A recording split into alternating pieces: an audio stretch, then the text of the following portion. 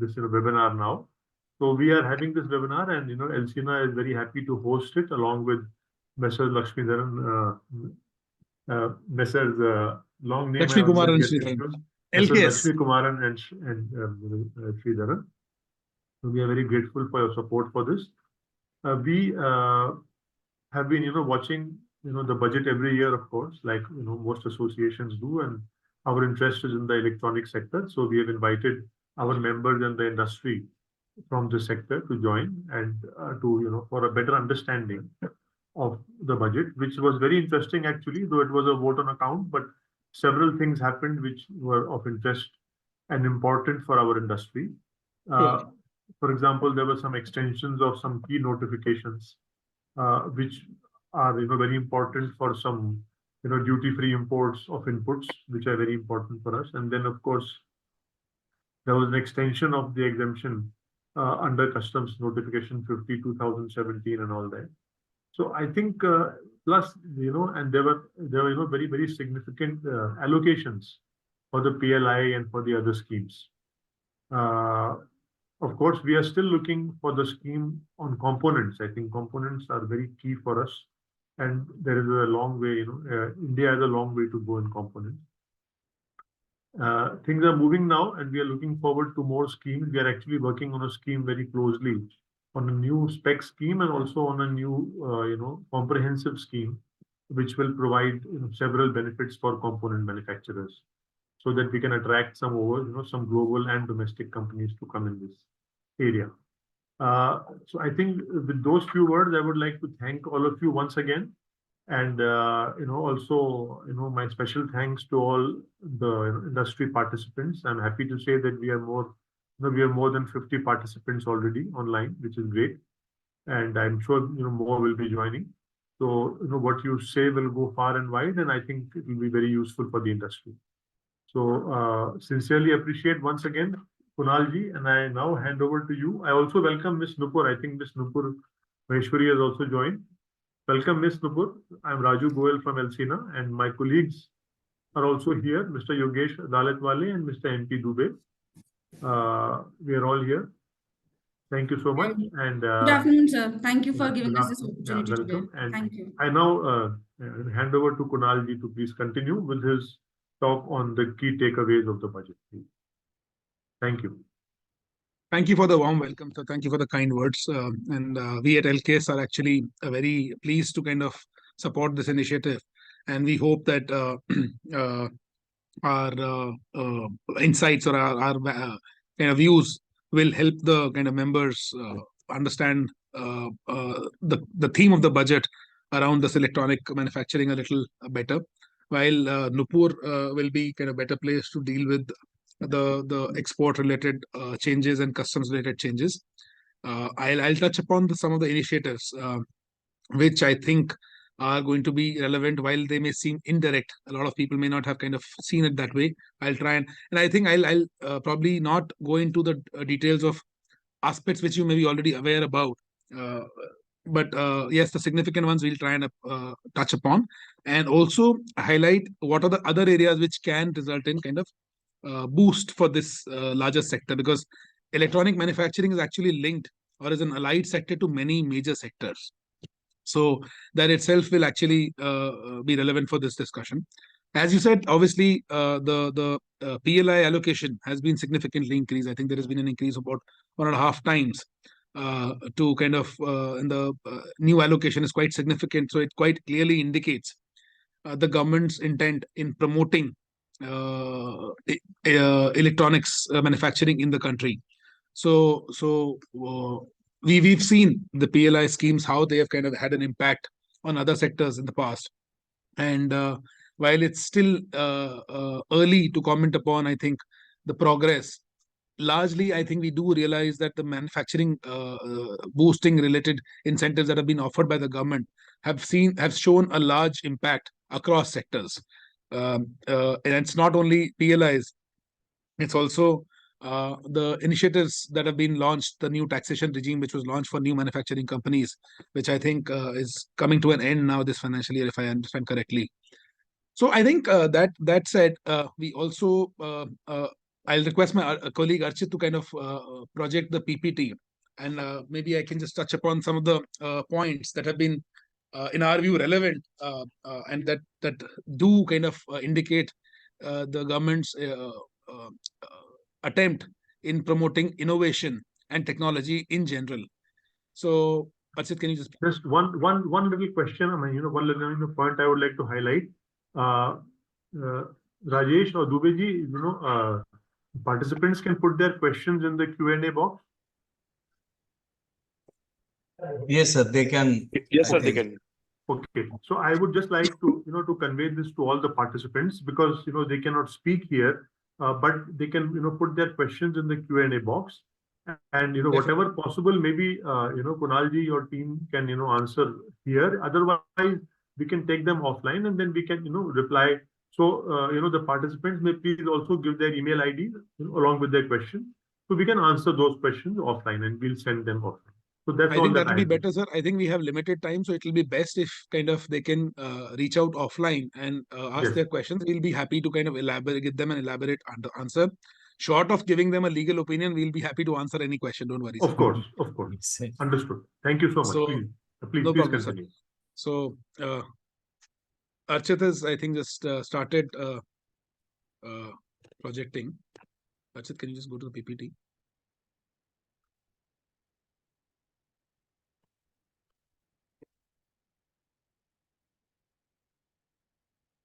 So I think the broad changes that we saw was that government has kind of announced promotion of investment in the post-harvest related technology, which will basically aid the logistics sector and the agri-tech sector. But this itself will kind of result in a lot of innovation in this sector. And we do expect a lot of new technologies and equipment to kind of be developed as part of this initiative and pursuant to this initiative.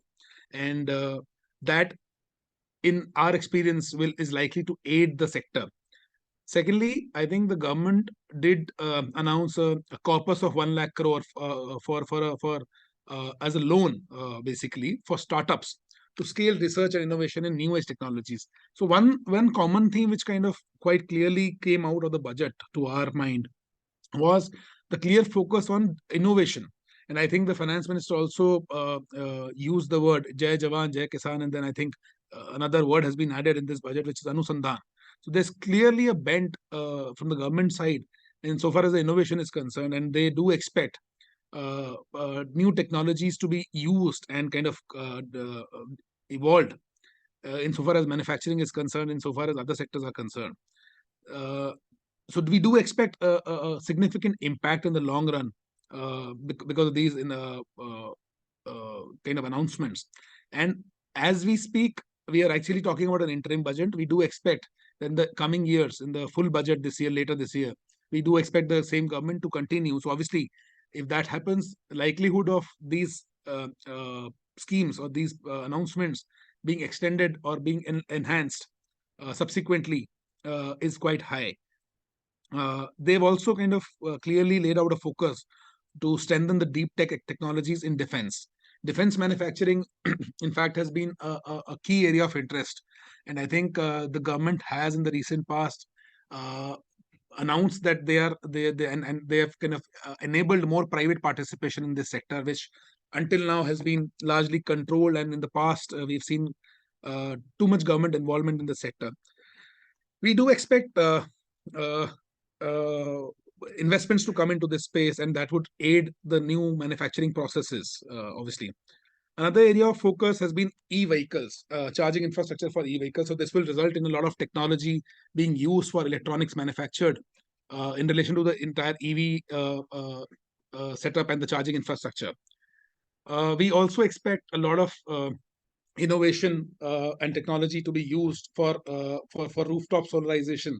And this will also generate employment in our view, and that's the intent of the government. And accordingly, a lot of electronic equipment will kind of get developed as part of this initiative. As we all know, rooftop solarization on large scale will entail kind of a boost in manufacturing of the solar inverters. we've already on the practical side, we've seen a lot of deals happening. We've seen a lot of interest being developed in this.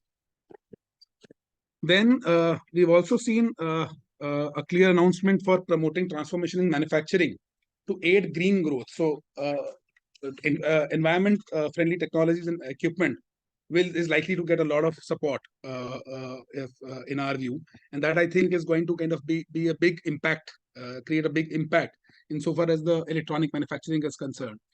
Like we discussed initially, this budget was. Ajay, do we have anything more in terms of slide? Can you just stop projecting? So I just wanted to project the screen to kind of give an overview, but broadly, like we discussed, this was an interim budget, and we could kind of get a sense of where the policies are going to go, and in due course, obviously, right now we don't expect new policies to be framed in such a short span of time, but it is indicative of the policies that are going to come forth in the year later on and the coming years, which we believe will aid innovation and enhancement and even investment on the electronic manufacturing side insofar as India is concerned. We have, aside from the budget, we've seen a lot of interest from foreign investors, because we do advise a lot of foreign parties in their entry strategies into India and their expansion into India. And I must admit, a lot of players in this space are actually targeting India as a base for expansion into the West. So a lot of Southeast Asian companies are keen on using India as an expansion into the West for their business. So we do expect a lot of with such announcements being made by the government, we do see a scope for investment into India, and that investment will come along with newer technologies, access to newer technologies and more efficient technologies, which will, I think, overall aid the development of this sector. That's broadly the theme that I wanted to kind of highlight. And I am very happy to answer any questions that you may have. But largely, like I said, do keep a watch on the announcements later in the year once the full budget is presented.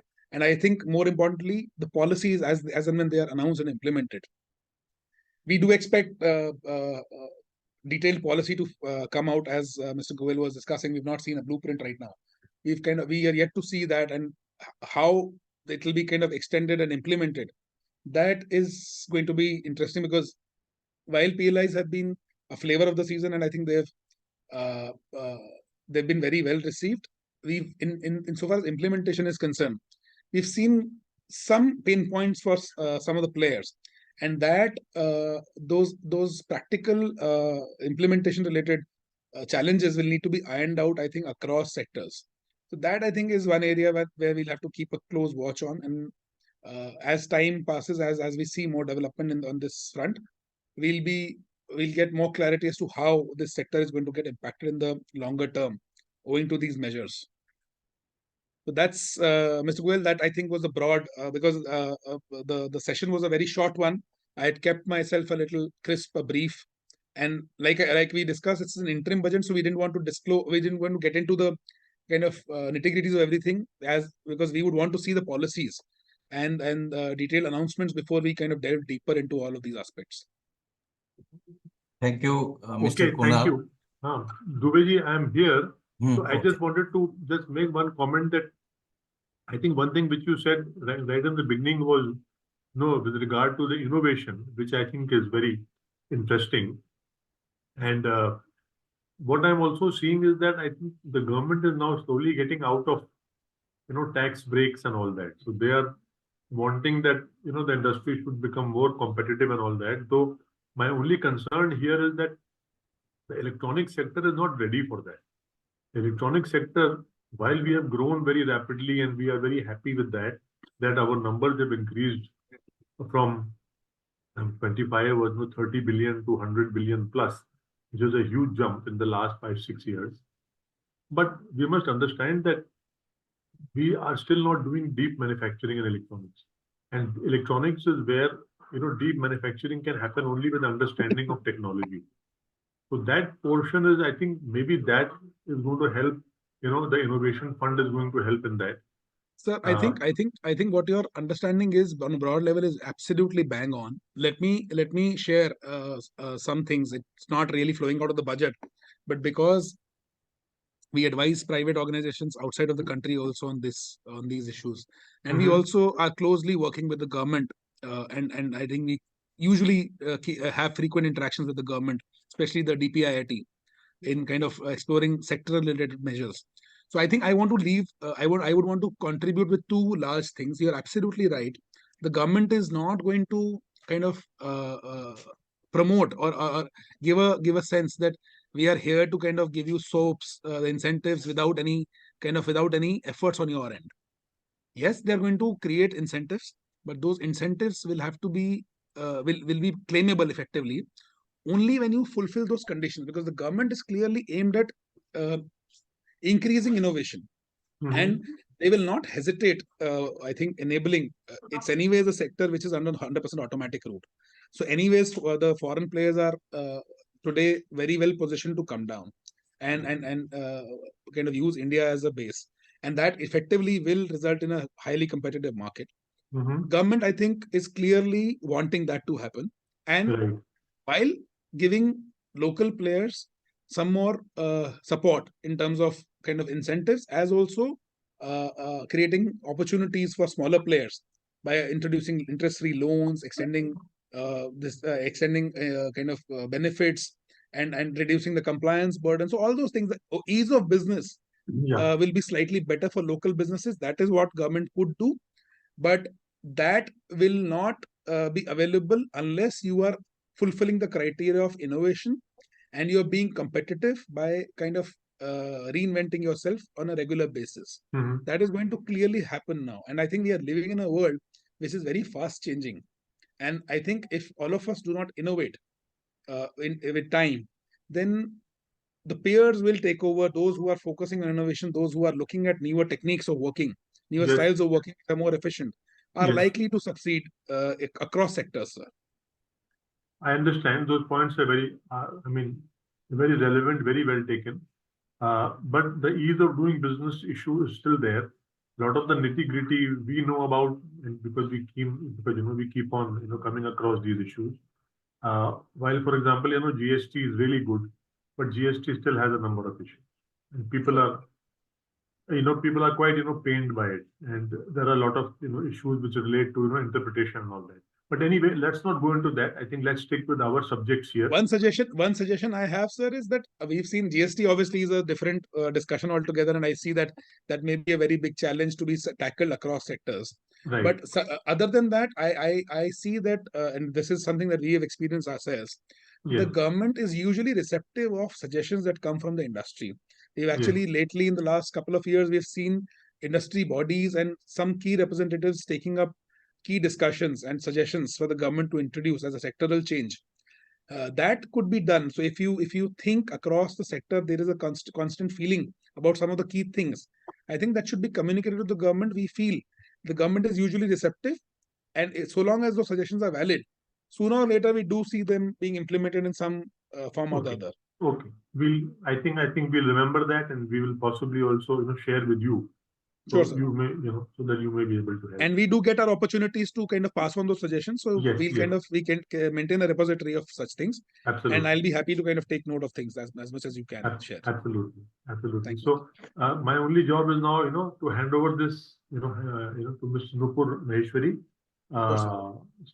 And I think she'll be talking about the customs and the export issues or whatever. Okay. Thank you. Thank you.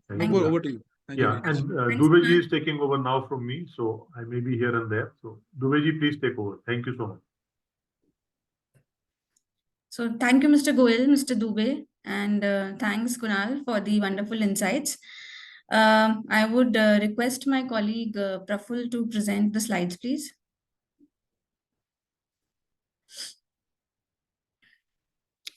We can move on to the next slide. So I think the interim budget, as we all know, this was also a very typical interim budget, which largely focused on the expenditure budget. And there are not many changes in the Customs Act.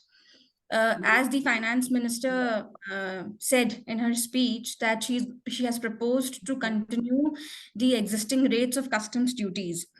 So there have been some changes only to the extent of extending certain exemption notifications. And we shall be discussing that in these slides today. So as we all know, I mean, we know that at the time of import, we pay basic customs duty, which is chargeable under Section 12 of the Customs Act. And also we pay the IGST component, which is levied under Section 5 of the IGST Act. But of course, the collection mechanism is provided under the Customs Tariff Act for the purposes of import of goods. So the duties and these duties and taxes are paid at the time of import. And only when the government feels that in the interest of the public, they need to bring out certain exemptions. The exemptions are introduced by the government with the aim of granting exemptions maybe to a class of goods or to a certain category of exporters or importers. And lately we have been noticing that all the exemptions are towards the Make in India initiative of the government, where the government is trying to discourage import of goods from outside India. They are promoting, setup of more and more industries in India, specifically with the electronics industry or the telecom industry that we see. There are numerous exemptions that have been introduced in the last 5-6 years, where when you import a final product, there are duties applicable. Even if for the imports there are exemptions, still the government aims at granting those exemptions partially, and they propose to grant complete exemptions to the inputs and parts which are used in making of those final products, because they want that those manufacturing units should be set up within India. So this was when way back in 2021, the present government thought of rationalizing the exemption notifications. The idea was to prune the exemptions, and the ones which are old, obsolete, do not cater to the current times, those exemption notifications should be removed. The ones, there were certain exemptions which were parallelly running. The idea was to cut down those exemptions also. So with that aim, a lot of exemption notifications were removed. The government also specifically brought in a provision, which was Section 25(4)(a), because as we know, the power to grant exemption flows from Section 25 of the Customs Act. They specifically brought in a subsection 4(a) in Section 25 to say that the exemptions shall be valid only for a period of 2 years, unless these exemptions are extended on review by the government. So once this entry was introduced, thereafter, every year, budget after budget, we have seen that the government, for the exemptions they want to extend, they have been issuing a 2-year validity. They are increasing the validity. And what they also did was that in 2023 budget, because there was one doubt which crept into the minds of people, was that how do you decide that what is a conditional exemption notification?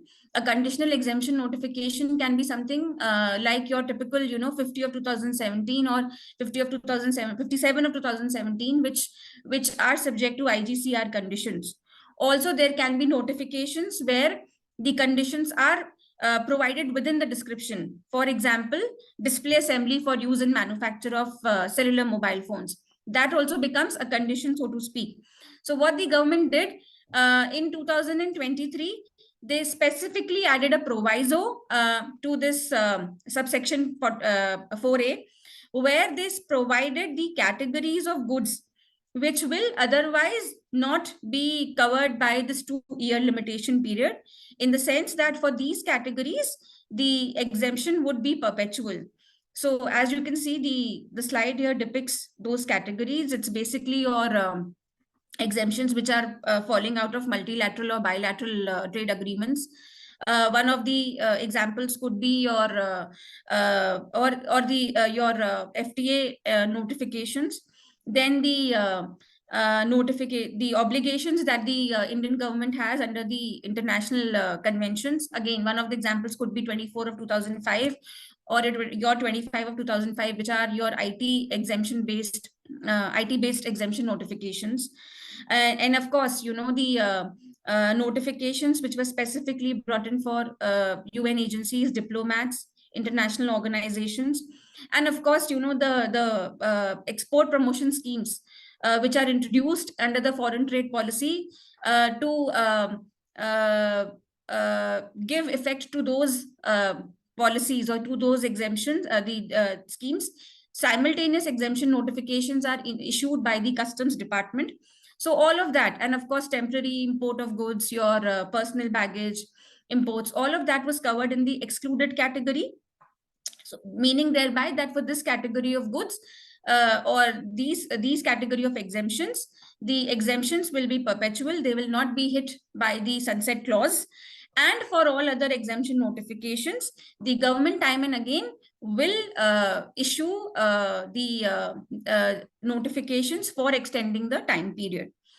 So with this, we will move to the notifications which have been extended in the interim budget this year. So of course, there has been by the notification 6 of 2024, certain entries in the jumbo notification, which is 50 of 2017, those entries were expiring on 31st March 2024. The government has extended a validity for 6 months. These entries will now be valid till 30th September 2024. Of course, the idea of the government is that by then a new budget would be presented, and the further extensions, if required, will be granted under the new budget by the new government. Another notification that has been issued by the government is 7 of 2024. This notification extends various notifications. The ones that are relevant for the electronic sector are being displayed in the slide, which is 25 of 98, 25 of 99, and 25 of 2002. Again, for these exemptions, the validity period has been extended to 6 months. And the fate of these notifications will be seen once the new government presents its budget. In addition to these two notifications, which have extended some of the entries, I would also like to discuss two more relevant notifications, which are otherwise not covered within the budget, but they have been issued very recently in the last 2-3 days. One is 8 of 2024, which brings about certain amendments in 50 of 2017. The exemption, as such, there is no new exemption being introduced by this entry. They have omitted the entry 377B, and they have sort of clarified the included it in 377 itself, serial number 377, and also clarified the scope of the entry, because earlier when the 377B entry was introduced, it covered SIM socket oblique other mechanical items. So a view could be taken by the department that other mechanical items also have to be a SIM socket. But now they have specifically removed the slash, and they have mentioned or over there to say that screws or any SIM socket or other mechanical items of metal which are used for cellular phones will now be exempted. And of course, they have also removed the 8-digit entry. They have mentioned the chapter heading only.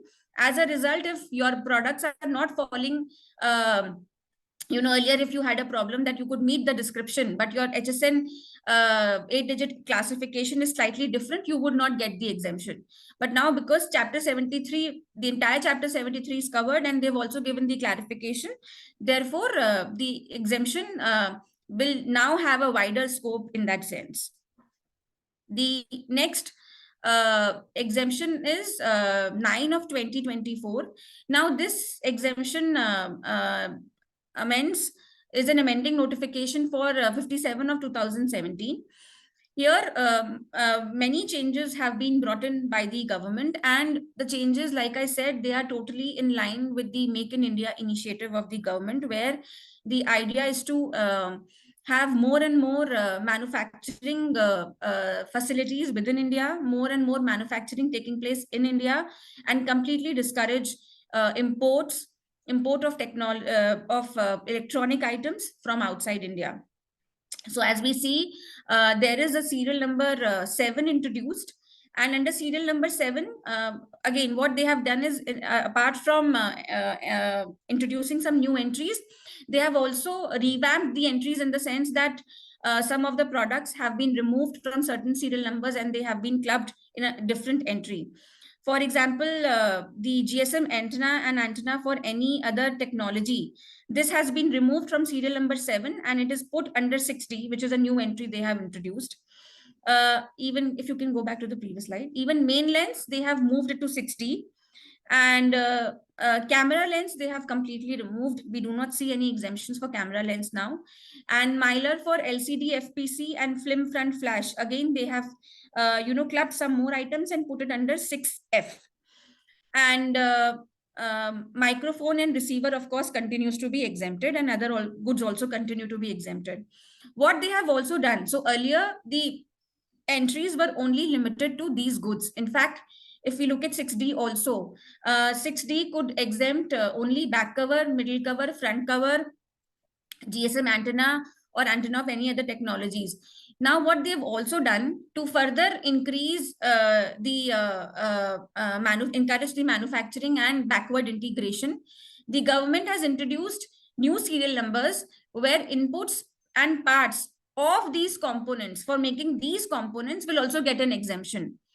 And what they have done is, for main lens, GSM antenna, all these things, they have granted a partial exemption of 10%. But when you are importing further, undertaking backward integration and importing their inputs or parts for, say, manufacture of a main lens, for, say, manufacture of a back cover for cellular mobile phone, then you can claim the exemption under 6E, and the exemption will be, the rate of duty will be nil. So final product, the exemption is 10%. If you import the input and part for making that final product, the exemption becomes nil. Similarly, they have done in case of Mylar for LCD, FPC, film front, etc., front flash, etc., and other items also. When you are importing them, the partial exemption is given where you have to pay the customs duty at 10%. And if you import the parts and inputs for manufacturing these items, you get complete exemption. Another entry that they have introduced in 57 of 2017 is 6H, which is, now they're going to give exemption to side key for use in manufacture of cellular mobile phones. The exemption is partial though, 10%. And like I said, if you are importing the inputs or parts for manufacturing side key, then the exemption, the rate of duty would be nil. So this is effectively what is covered in the interim budget. In addition, I would also like to talk about the new schemes that the government has improved or the government is looking to revamp. Of course, we know about the manufacturing and other operations in a warehousing which was introduced and revamped in 2019 and then 2020 by the government. This scheme, of course, is very helpful for the manufacturers and also for the exporters.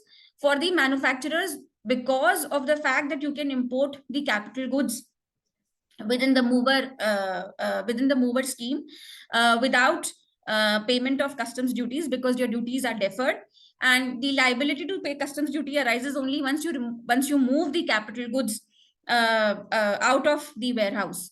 And in addition, as in when you manufacture the final products and you clear them within the DTA, then of course you have to pay the customs duty on the inputs which are embedded in the final products that you are exporting, that you are clearing in the DTA.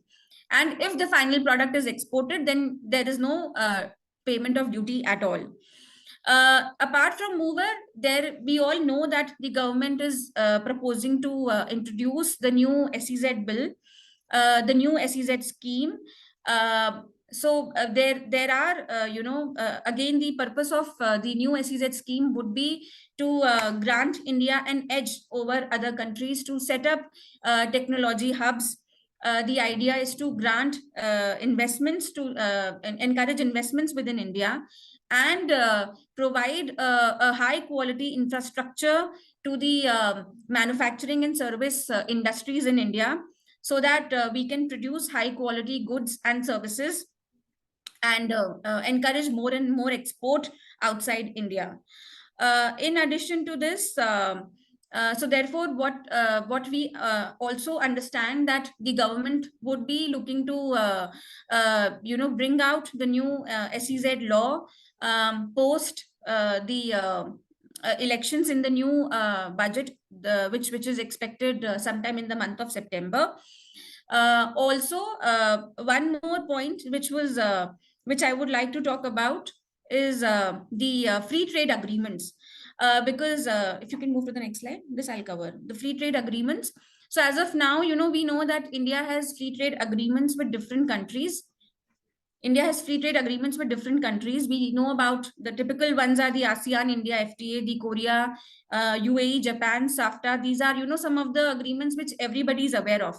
So when you do not have, if you are facing a challenge of, not being able to undertake backward integration, and at the same time, you want your goods to be competitive, and you do not want extra import duties to fall on you, maybe this is one of the option that we can look at, looking for sourcing from the countries with which India has a free trade agreement.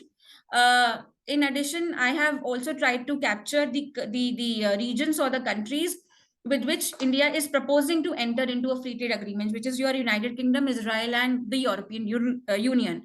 So, with these, because these free trade agreements are neither, are also not covered within the 2-year sunset clause, and also the government aims at continue to grant exemptions under these free trade agreements. They are not looking to remove entries from these agreements. Therefore, we can look at the option of exploring our sourcing in a way that we could claim the FTA benefits. The only requirement would be to meet the compliances under the law, to make proper disclosures before the customs authorities, and of course to make sure before you claim the exemption that your supplier is meeting the value addition which is required to be maintained by him in terms of these free trade agreements. With this, I think I have covered whatever I wanted to cover within in this session today. One point that Mr. Goyal had raised with Kunal in the beginning, where he was talking about the challenges that he's facing with the GST authorities, and of course Kunal had said that we can look at talking to the government. They are open to suggestions. They are looking for feedback from the industry. In addition to that, I would also like to add that we can definitely look to file representations before the GST Council on issues where we seek clarity from them. In addition, there is a very strong mechanism of advance ruling, which is introduced both under the customs laws as well as under the GST laws.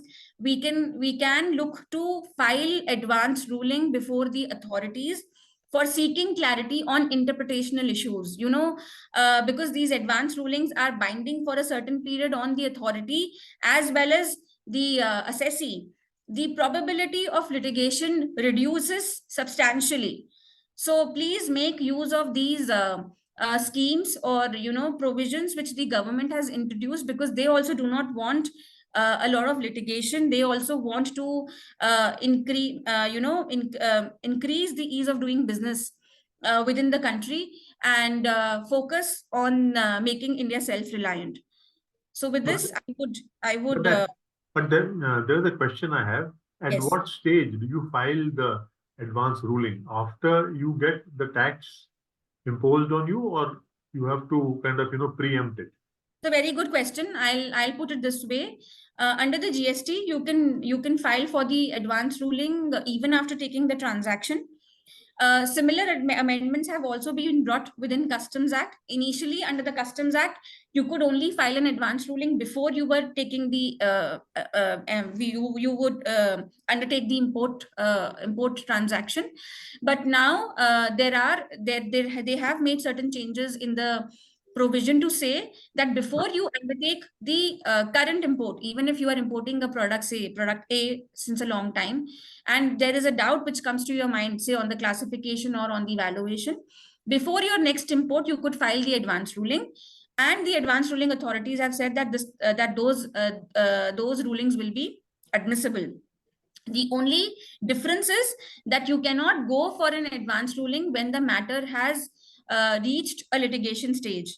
When there is already a dispute by the department, it could be by the investigative agencies, it could be during your say first check, or it could be when you had filed for your bill of entry under self-assessment regime, and the RMS system picks it up, or during faceless assessment the officer picks it up and he raises some issues. In those cases, because then it becomes a subject matter of LIS, you cannot file the advance ruling. Otherwise, you can file the advance ruling at any point of time. Okay, thank you. Thank you very much for that response. I am not going to speak anything, but I just wanted to, welcome Mr. Bhuvnesh Kumar, Additional Secretary, Ministry of Electronics and IT, who has joined the webinar, and I see him on the screen. I'm not sure if he's right now there available, but I think he's joined the webinar, so I'm very grateful for that, sir. So thank you for joining. Would you like to make any few comments for us, for everybody, sir, if it's convenient for you? Thank you so much for organizing this webinar. I was very keen to listen to what the industry has to say about the things that have come in the budget. So I think I'll prefer to be in the listening mode rather than saying anything from my side. But in case you have any questions towards the end for the Ministry of Electronics, I'll be happy to respond on that. No, thank you, sir. We will definitely be coming to you only for all the support that we need.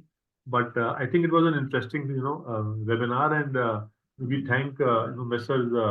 Lakshmikumaran and Sridharan for this.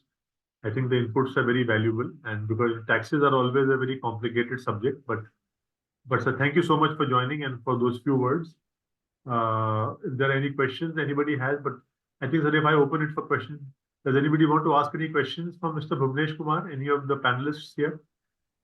Sir, we have received one question. That is it possible to get further information regarding upcoming specs? That's okay, but that we can already answer separately. That definitely they can. It's there in the scheme. Further information regarding upcoming specs incentive for semiconductor manufacturing. I think there is already a scheme for semiconductor manufacturing, which has got very high support from the government. It's on pari passu basis up to 70%. So it's a huge support. So I think we can answer that separately also. There isn't. In case there are any questions, sir, do feel free to kind of write to us. We'll be happy to clarify any query that you may have, because we've had the opportunities of analyzing PLI schemes for different sectors for clients and answer their questions. Right. We've seen PLI actions also being taken against players under PLI schemes for non-compliance. So we've kind of advised them on that as well. Okay. There is another question on the plan to remove duty exemptions. This is from Mr. Rajiv Venkatraman. Is there any plan to remove duty exemptions on capital goods which are required by industry? So there are currently certain exemptions which are available for capital goods. So I think Mr. Rajiv wants to know if these are being removed. Sir, I don't think so. I mean, yes, there has been a dispute. There is this capital goods, export the EPCG scheme, which grants exemption to capital goods when you are importing them for the purposes of export. There is a possibility that scheme may be removed or revamped. And also, there are certain reservations by the government on the way the mover scheme sometimes is being misused by the importers. In fact, there are certain circulars specifically for the solar panels and the generation of electricity, where they have said that that kind of activity will not be allowed within the mover scheme. Apart from that, so there is no such insights that we have that they are going to remove the exemptions from capital goods. The exemptions will be available. The purpose, like I said, of the government would be to restrict the exemptions to manufacturing within India. Right, right. I will take the liberty, sir, that, because you are there, Mr. Bhuvnesh Kumar, sir, that there are two questions here which actually, relate to specs. One is about from Mr. Alan Timms. He's from Singapore, but they have a company here in Bombay as well. Is it possible to get further information regarding upcoming specs incentive for semiconductor? Because I believe a revamped specs scheme is on the anvil, and industry is expecting it. But will there be anything additional for semiconductor manufacturing in it? I think that is what he's asking. So, as you know, the spec scheme was supposed to end last year, but Right, we got an extension for 1 more year. Now it is supposed to end on 31st of March 2024. But all the applications which get acknowledged before that will be available for further approvals and disbursement over a period of next 5 years. As you know, the full form of specs is Scheme for Promotion of Electronic Components and Semiconductors. But I mean, of course, semiconductor is permitted under specs also. The only thing, I mean, there have been a few companies which have taken support under specs for semiconductor. But as you know, specs is 25% capital subsidy. On the other hand, the scheme which supports the semiconductor ecosystem has a subsidy of 50%. So that means specs is actually not relevant as far as semiconductor is concerned. So Right. specs has remained relevant only for the electronic components. Under the spec scheme, all the capital equipments which are required for the manufacturing of the electronic components are automatically covered under the scheme. So if you bring in or import capital equipments, so they are also covered for the subsidy as plant and machinery for that part. Now, coming to the next version of specs, we have in the ministry gone through the process. We have framed a much bigger version of specs. We were calling it PACE. We have gone to the Ministry of Finance for seeking funds for that, and then concurrence. So right now it is at that stage. So we hope that something will come out of that. Right, so that will be great. We are focusing again and again, saying that, of course, semiconductor is important. But right now, where the electronic industry stands, the ecosystem for promotion in the electronic components is extremely important, and that's why the government should consider it. The Correct. proposal is ready in the ministry. We're waiting for the concurrence from the Ministry of Finance. Right, so that is something that I think everybody is now waiting for. Let's hope it will come through soon. So one last point also I have here that, which is I think a very relevant point. Mr. Kamlesh Shah is asking that there is a lot of support for mobile manufacturing. Does the government have also offer similar support for PCB manufacturing? So I think PCB is covered under specs already, but not under PLI. Yes, correct. See, basically there are two sides of government support. One is where you have a large capital investment, and the revenue generation is not really very much after the capital investment. It is preferred that the industry gets capital subsidy, because that is the initial bottleneck, because the disability lies in the initial cost of the equipment and all. But where you generate larger numbers, the volumes are very high, the PLI is a useful method. Now, since the industry has got the benefit of both, on one side, somewhere they have got the benefit of capital subsidy, and on the other side, for certain things, they have got the taste of, I would say, PLI also. So now the demand from the industry keeps coming for the same. So that, in my opinion, is not correct. I mean, people shouldn't expect capital subsidy plus PLI for the same. Correct, sir. But I think maybe, a hybrid model will work, sir. Keeping the total subsidy limited to what is required by the sector. I mean, for example, if we feel that, or if the government feels that, only 5% is required. So maybe something like a hybrid model so that, the initial investment is also supported. And then there is some support for, the continuing production also. But anyway, sir, that is something which is on I agree with you. The Yes, sir. point is that the total subsidy which can be offered from the government budget is finally finite and it is not infinite. Correct. And that finite amount has to be distributed in such a way that it gives the best results. So wherever there is a disability in terms of investments, the capital subsidy is more appropriate. But where Right. we want the volumes or the numbers to be generated, that may not really apply to all the components, because the components may not be required in such large numbers that PLI becomes useful there. PLI becomes very useful in mobile manufacturing. The numbers become very large, Yes. and then it is more useful, and the industry is able to reap better benefits. Somewhere there has to be a compromise. Yes. But I again think that whichever scheme will apply, government is not averse to any of the two, but Right. which one is more useful in a particular scenario, that is applied. Correct, sir. So now so I think after you joined, there are several questions coming. People are suddenly getting activated to ask more and more questions. But I don't think we can answer all of them. So there are some on innovation also. I can see one question from Mr. Jagan. He's asking. I think the question is that how we utilize. I mean, it is for the industry. I think all those people who have got the approvals under the IT hardware manufacturing, they Right. should start manufacturing in larger numbers and consume the funds. I mean, if you submit us the proposals, you ask for the money, the government will be happy.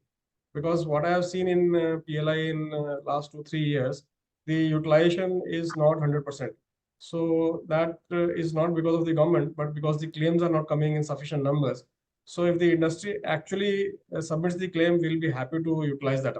So I think Mr. Jagan is from Flex, if I'm not mistaken. I think I met him.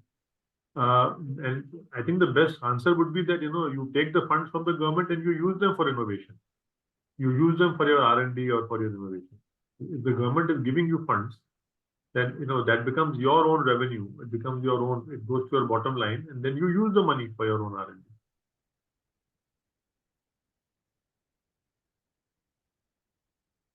Right, thank you. Anything, any more comments? There are more questions I see. Sir, these questions will be available with us, so we can Right. also answer these questions offline. Once the webinar is over, we can go back to the people who are asking the question and reply to them. Right. I think there is one question about duty on the components, on the finished components. Yes. I think he means that the devices, the sub-assemblies or assemblies, I think Mr. Abhishek means that. See, the idea of the government is the phased manufacturing program is always that whenever you are asking for the what should I say, the downward integration, the duties are less. And whenever you have things upward, the duties are more, so that it promotes the manufacturing in India. So that particular principle is going to be followed everywhere. Correct. Right. That is a point noted. I think that answers that question well. And I think there is one question, maybe it is better answered by either Ms. Nupur or Mr. Kunal. This is regarding whether there are any exemptions still available for manufacturing sector than capital goods. Do you see that question? Kunalji or Ms. Nupur? Sir, I saw that question. There are exemptions available. We can discuss offline, because to tell them the exact entry, we'll have to understand the capital goods. Okay. So offline. Okay. So we'll send this. We'll forward it to you. We'll forward it. Sure. And I think, sir, there are many questions, and I think I don't want to disrespect anyone. So I think, as Mr. Yogesh suggested, we should take note of these questions, and please feel free to share these questions. We'll try and have as many questions answered as possible, sir. We'll do that. Okay. We'll do that. Okay. Thank you. Thank you so much. Thank you, Mr. Bhuvnesh Kumar. Thank you. It Effort was good from having you. NAT is always to support the industry in whatever way possible. I mean, we try and take up the issues with the concerned ministries and departments. One of the typical examples, which has already been elaborated through the presentation, I think I must appreciate Nupur for giving a wonderful presentation and explaining and elaborating things in a very, very clear manner. So that was really beautiful. I think about the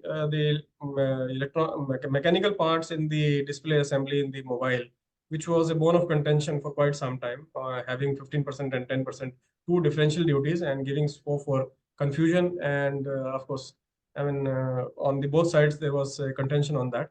That we have been able to get resolved. We have been able to bring the duties at par. I mean, industry was again and again saying that, okay, it should be uniform. There should not be two duties. And fortunately, the department has agreed for the lower duty on both sides. So instead of 15 on both, they have agreed for the 10 on both. So now at least that confusion will not be there. And we have also been able to get rid of a few smaller duties. So that's been helping. I think over the years, every year we are able to get something or the other, which is in the interest of the industry. So, and if there are any other issues also, please do let us know. I mean, the MATI would be very happy to take up your issues with the departments. Right, sir. Thank you. Thank you so much. Dhruveji, would you like to thank everybody so we can close the webinar? So I would like to thank the attendees who have attended. First of all, I should thanks Additional Secretary Bhuvnesh Kumar for attending and able to give his view. And I also thank Kunal Arora, the partner, Lakshmikumaran Sridharan, for his given his topic, the budget means for electronics industry, nicely presented. Thank you very much, sir. And Nupur Maheshwari provide a lot of inputs on customs. We hope we will work together and the industry will get much benefits out of this.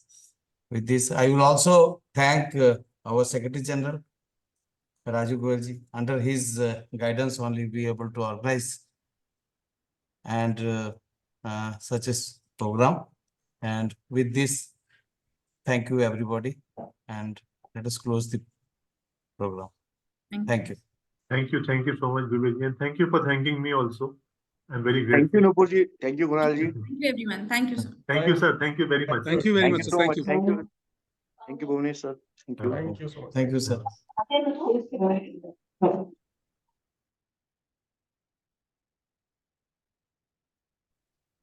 चलिए thank you Rohit जी हाँ राजेश, अभी इसको close कर देना, ठीक है ना? Close है एकदम क्लोज हाँ, क्लोज करने का उसकी थोड़ी देर रिकॉर्डिंग अपने आप होती रहेगी, प्रोसेस होता रहेगा। होता रहेगा ना, ठीक है?